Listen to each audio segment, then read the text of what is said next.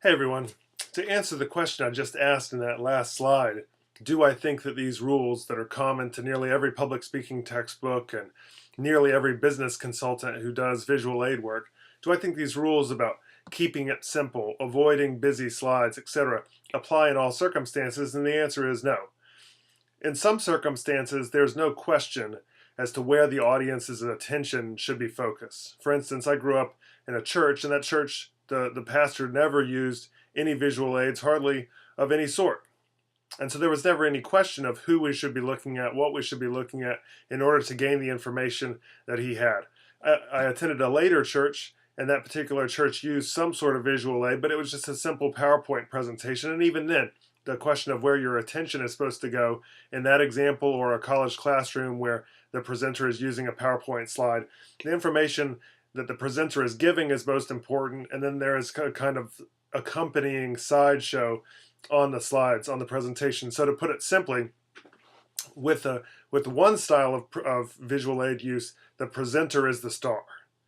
There is another style, however, and that other style has dazzling, interactive, fast-moving graphics. It may have an audio component as well. So if what you're looking at on the screen is hypothetically, let's say I was giving a speech about growth of poverty in Southeast Asian nations, and I had interactive graphics showing the growth of urban poverty versus the growth of rural poverty with facts and figures stacking up, or picture upon picture forming a larger collage, and these are moving at somewhat of a rapid pace, then what you would need to do as an audience member just to keep up and to pay attention and in a sense be dazzled by a kind of amazing graphical display is to focus on the screen, and then you just hear the speaker out of the corner of your ears, but you're not really looking at the speaker because you're looking at the speaker, you're looking at what the speaker is narrating, and the speaker is narrating action that's on the screen. So in that instance, it's not exactly the case that the speaker is the star of the show. In a sense, the speaker has ceded the floor,